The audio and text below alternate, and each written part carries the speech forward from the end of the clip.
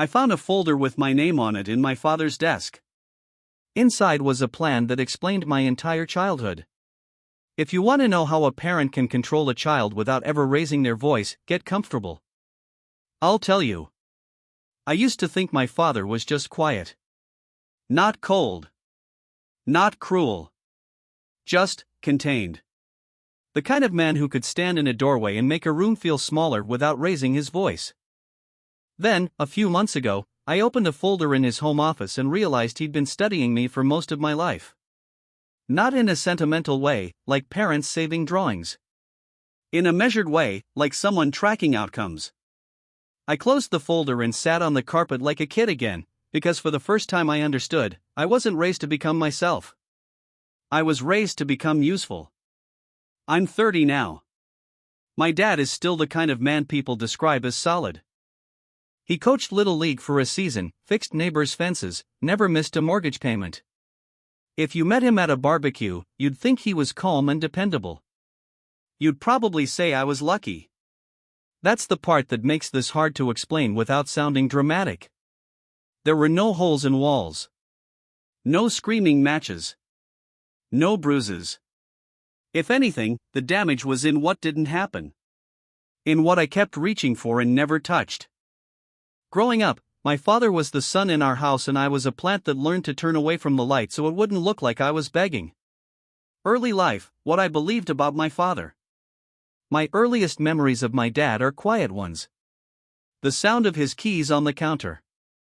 The way he checked locks twice before bed.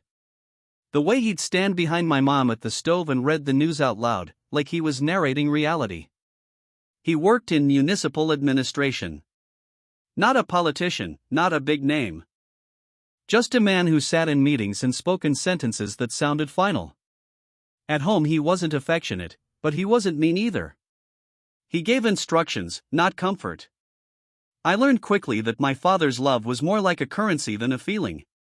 It existed, but you had to earn it, and you could spend it wrong. When I got an A on a spelling test in 2nd grade, my mom put it on the fridge. My dad glanced at it, nodded once, and said, "Good. Keep it up." When my sister, Hannah, drew a picture of our family, he held it like it was fragile and said, "This is beautiful, sweetheart." I noticed the difference the way kids notice weather changes. Quietly. Instinctively. Without having words for it. Hannah is 2 years younger than me. She was the kind of kid teachers called bright and sensitive. She cried easily. She hugged easily. She also got sick a lot. Or at least, that's what we were told. Some of my childhood is measured in thermometers and waiting rooms. In the smell of hand sanitizer and the sound of my mother whispering into her phone. My father would sit with Hannah at the pediatrician and ask the doctor questions like he was building a case. My mom would hold Hannah's hand and look terrified. And me? I was the kid who sat in the chair in the corner, swinging my feet, trying to take up as little space as possible. My dad had a phrase he used whenever I got impatient: "Not everything is about you." It wasn't said with anger. That's important. He didn't need anger. He said it the way you'd tell someone the time. Like it was a simple fact I should be grateful to learn early. So I learned it. I swallowed it until it became part of my bones. I became the good one. The easy one. The independent one. The one who didn't add problems. Teachers loved me because I never made noise. Family friends praised me because I was mature. My father liked me because I didn't demand anything from him. I told myself this was what love looked like in our family. Hannah needed them, so she got them. I didn't need them, so I got pride, I guess. The pride of being low maintenance. The pride of being convenient. I didn't see the trap in that until I was old enough to realize convenience and affection are not the same thing. Subtle damage, the patterns I didn't recognize. By middle school, our house ran on unspoken rules. Rule 1, Hannah's feelings were urgent. Rule 2, my feelings were optional. If Hannah had a bad day, dinner became a support meeting. My father would ask her what happened, who said what she needed tomorrow. He'd make phone calls to teachers if he thought it would help. If I had a bad day, I learned to keep it to myself, because anything I said would be weighed against Hannah's situation. "What happened?" my mom might ask. I'd shrug, because shrugging was safer than talking. My dad would watch me for a moment and then go back to his newspaper or the TV. He didn't say "I don't care." He didn't have to. His attention went where it wanted to go, and mine never seemed to be where it landed. There were other things too, small, strange things that didn't feel wrong in the moment, just confusing. Like how my dad remembered Hannah's friends' names but not mine. How he could quote Hannah's favorite songs but didn't know what sports I played. How he attended Hannah's school play rehearsals just to watch for a bit but showed up to my games only if my mom begged him. And the compliments he gave me were always angled. "You're so self-sufficient. You don't make things harder. You're the one we don't have to worry about." I used to feel proud when he said that. Now it makes my stomach twist, because it wasn't praise. It was a job description. The biggest pattern was control, but it didn't look like control. My dad didn't forbid me from doing things. He didn't ground me or slam doors. He controlled by shaping what felt safe to want. When I talked about something that mattered to me, art, friends, a girl I liked, he'd listen just long enough for me to feel seen, and then he'd go quiet. Not angry. Not disagreeing. Just absent. That absence was like a cold draft. You start pulling your arms in, even if no one tells you to. So I stopped bringing him things that weren't practical. I started picking hobbies that sounded impressive. I learned to mention achievements in a casual tone, like they didn't matter, so it wouldn't hurt if he didn't react. And I learned something else: my father treated closeness like a reward. If I did what he wanted, helped Hannah, stayed home, kept my schedule flexible, he'd be warmer for a day or two. He'd ask me how school was. He'd offer to drive me somewhere. He'd make a joke at the table. If I pushed back, even gently, the warmth would disappear. It wasn't punishment in an obvious way. It was worse. It was like the lights turning off in a room and you're left pretending you don't mind sitting in the dark. When I was 16, I got accepted into a summer program out of state. It wasn't a huge deal, but it was something I was proud of. It would have been my first time away from home for more than a few nights. I remember my mom smiling when I told her. "That's amazing." My dad didn't smile. He asked one question: "Who's going to help your mother with Hannah?" That was it. Not "congratulations." Not "tell me about it." Just a quiet reminder of my role. I didn't go. I told my friends I didn't want to. I told my teacher it wasn't the right time. I told myself I was being responsible. And my father patted my shoulder like I'd done something noble. That was the kind of family we were, the kind where my sacrifices were treated like character development. First twist: the moment I realized something was deeply wrong. The first time I truly saw my father clearly happened when I was 22. Hannah had just graduated high school and was heading to college, local, of course. My dad acted like this was the biggest milestone of anyone's life, which, fine. Parents get emotional about that kind of thing. But the week before she moved into her dorm, there was a family meeting at the kitchen table. My father sat at the head, hands folded, expression calm in a way that made my skin tighten. He said, "We need to talk about expectations." He didn't look at Hannah when he said it. He looked at me.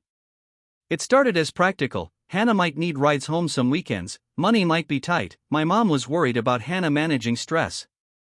Then my father said, very casually, "And if Hannah calls, you answer. No matter what you're doing." I laughed a little, because I thought he was exaggerating. I thought he was doing one of those dad things where they act strict to feel in control. He didn't laugh. He repeated it, slower. "No matter what you're doing." My mom gave me a look like please don't argue. Hannah, already half distracted by her phone, said, "It's not like I'm going to call for nothing." My dad said, "We don't decide what counts as nothing." That phrase landed in my chest like a stone. I remember looking at the table and seeing the grain of the wood in sharp detail, because my body was doing that thing it does when it realizes danger but can't name it. I asked, carefully, "What if I'm at work?" My father blinked, like the question was naive. "Then you step out." I asked, "What if I'm in a meeting?" He said, "Then you excuse yourself." I asked, "What if I'm driving?" He paused, like he was considering how much truth to reveal. Then he said, "Pull over." And my mother nodded like this was reasonable. That was the moment I understood. I wasn't being asked to be a supportive brother. I was being assigned as a backup parent. A second line of response. A tool to keep the family running smoothly. I said, "Dad, I love Hannah, but this is a lot." He didn't raise his voice. He didn't insult me. He just got very calm. And then he said the sentence that changed something in me forever. "You have always been the steady one. Don't make this about you now." There it was again. Not everything is about you. A lifetime condensed into one quiet command. After that meeting, I went to my old room, because I was living at home to save money after college, and I sat on my bed and realized I had never once heard my father say he was proud of me in a way that wasn't tied to what I provided. Not once. I didn't confront him then.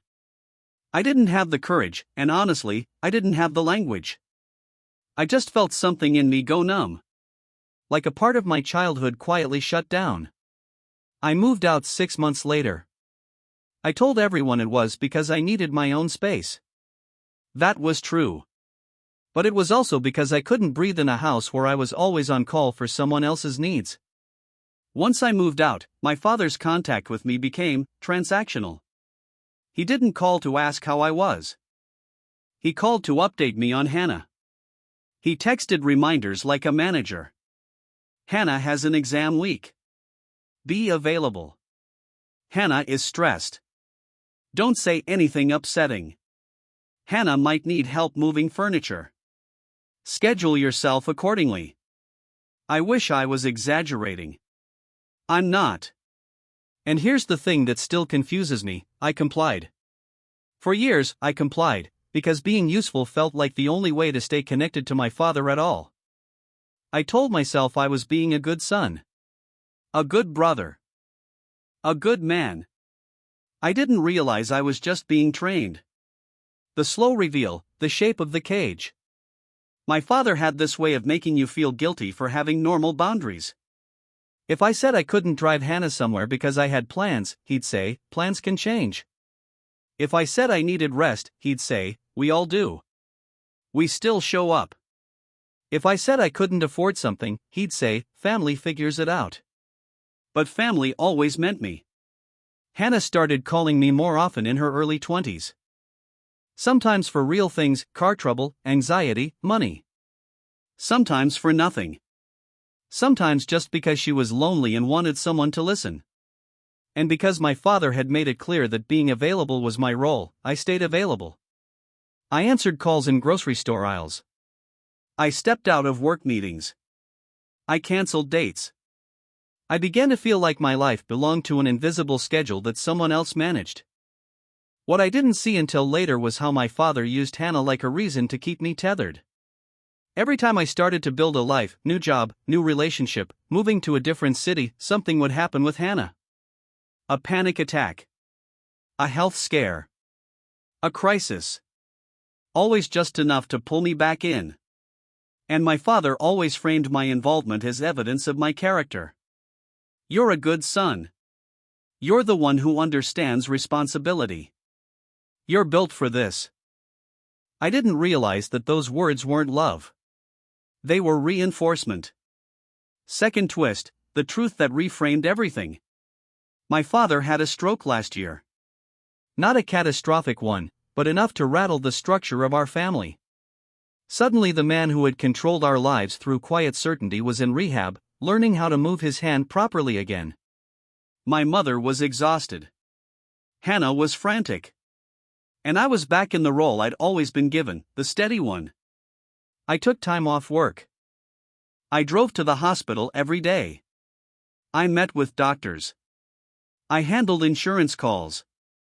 I did the things that, on paper, make someone look like a devoted son. One afternoon, my mom asked me to go to the house and get my father's laptop because he wanted it for paperwork. I knew my dad. Paperwork could mean anything from insurance forms to some private system he didn't want anyone else touching. His home office was exactly the way it always was, neat, controlled, almost sterile. Pens lined up. Papers stacked. Nothing left out accidentally. On his desk was a key ring I'd never seen before, with one small brass key. I know I should have left it alone. I know curiosity isn't an excuse. But something about that key made my heart beat faster. It was the kind of key you don't use daily. The kind you keep close because it matters. I opened drawers until I found a small locked cabinet built into the side of his desk. I used the key. Inside were 3 folders. One labeled Hannah. One labeled Mom. And one labeled Ethan. My name. For a few seconds I just stared at it, like my brain couldn't decide whether it was real. Then I opened it. At the top was a document titled Household Stability Plan. I thought it was going to be financial. Bills, retirement, insurance. Something boring. It wasn't. It was a list. A literal list of risk factors and interventions, written in my father's precise, clinical language.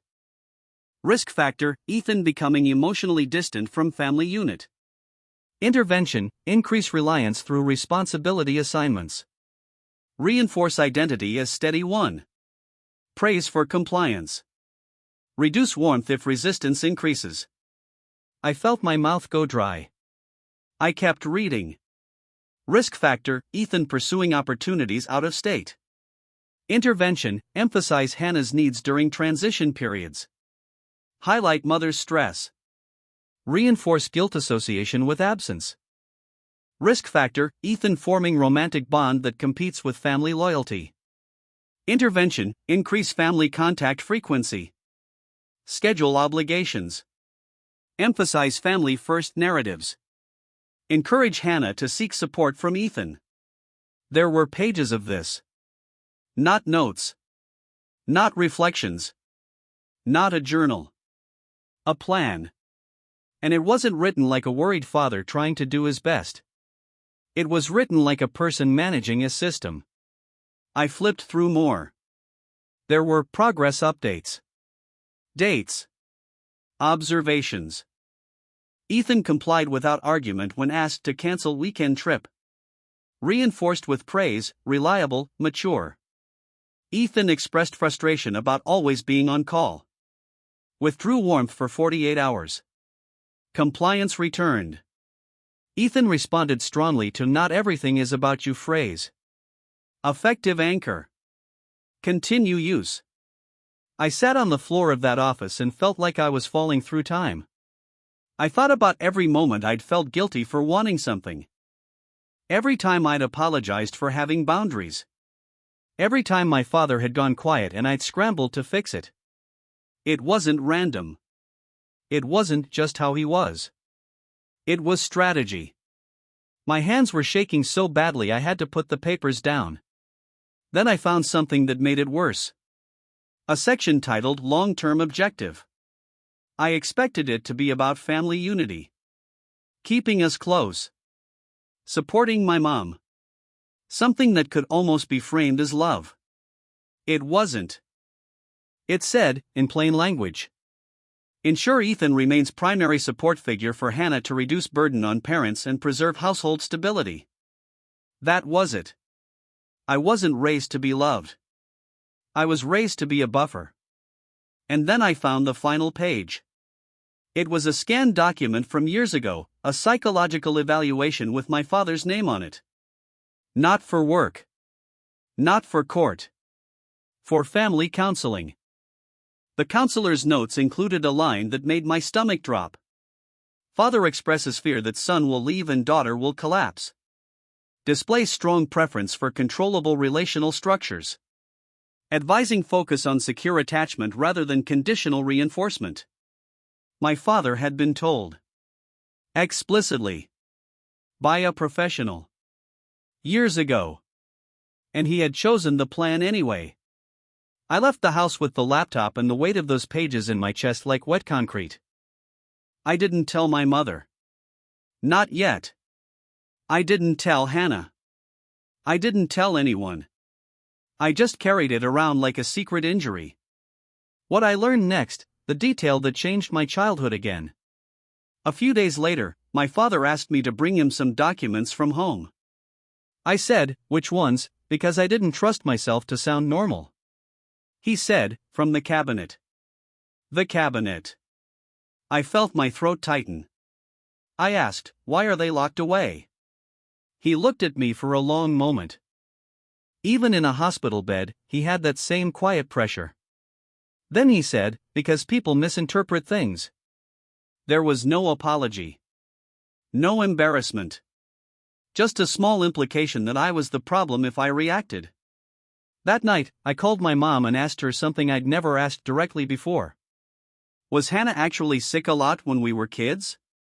My mom went quiet. Not like my father's silence. Hers was heavier. Sadder. She said she had episodes. I said, like what? My mom sighed. Panic. Mostly. She'd get scared and feel like she couldn't breathe. Your dad thought doctors would take it more seriously if we used certain words. I didn't understand at first. I asked, used certain words? My mom hesitated. Then she said, he didn't like the word anxiety. He said people dismiss it. So he'd say it was health. He'd say immune.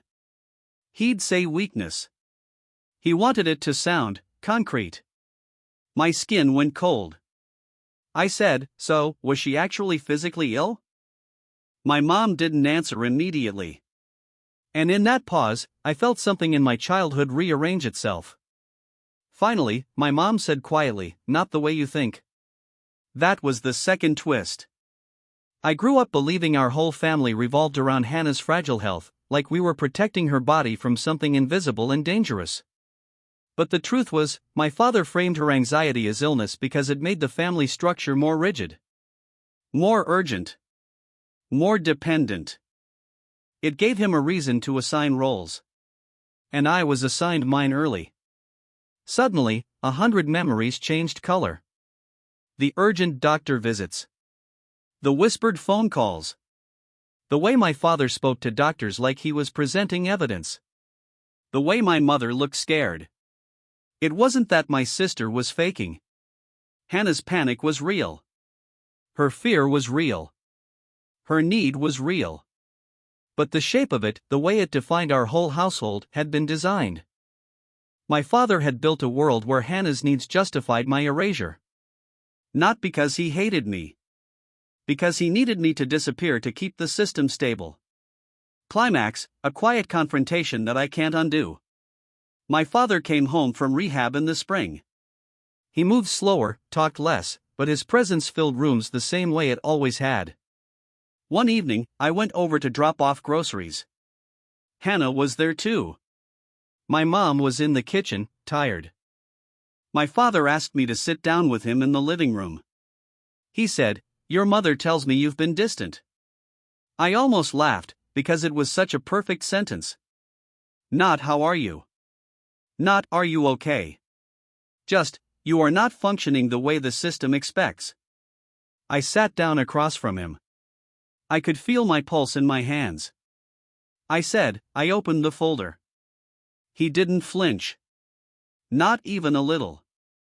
He just looked at me with a calm that felt like a verdict. I said, "You wrote about me like I was a project."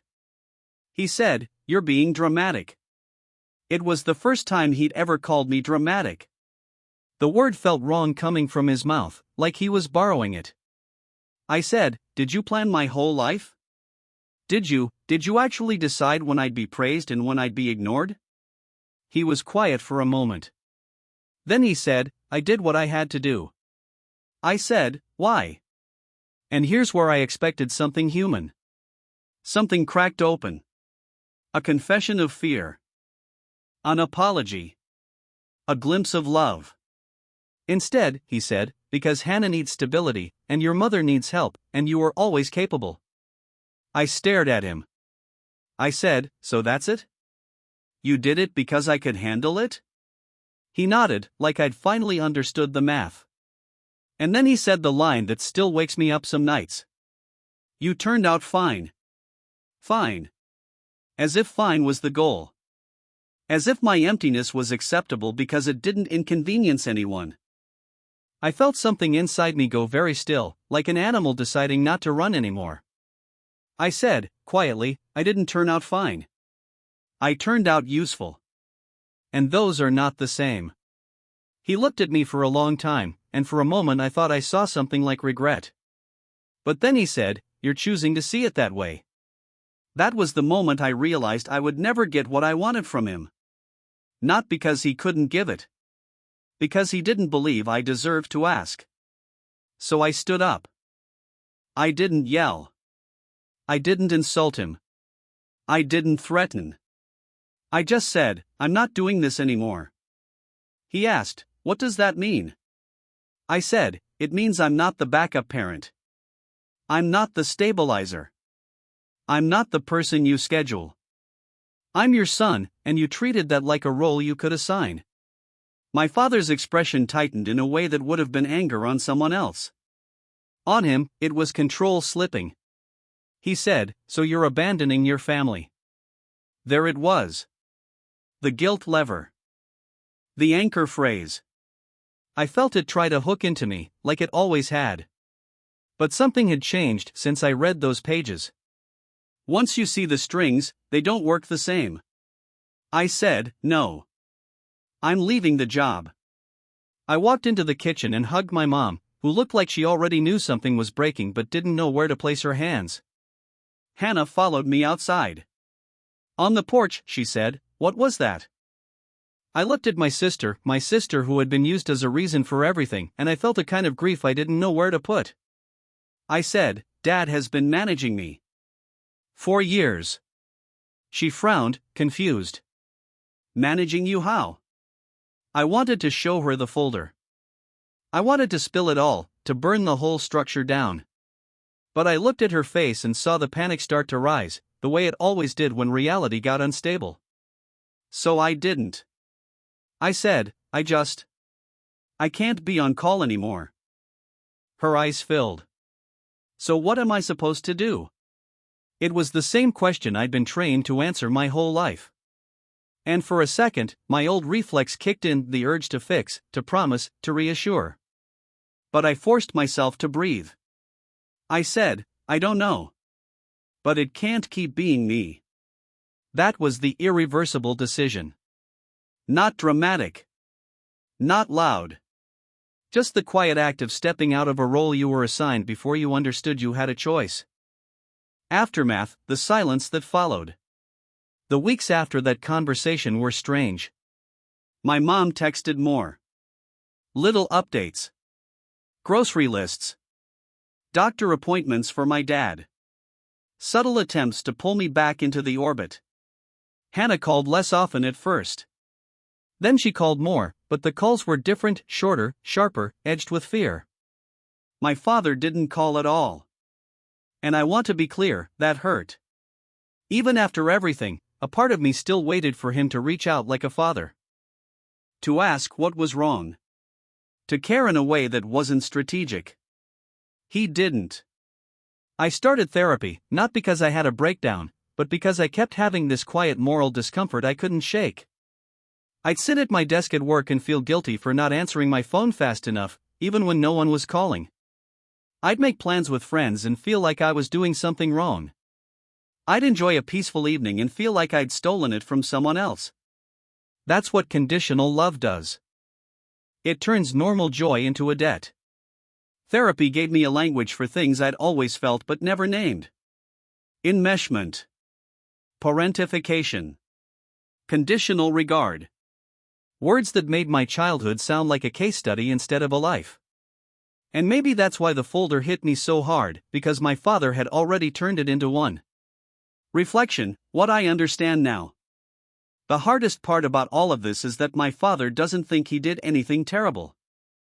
If you asked him, he'd say he built a functioning family. He'd say he kept the household stable. He'd say he raised a reliable son. He'd list outcomes the way he always has. And in a way, he's right. The system worked.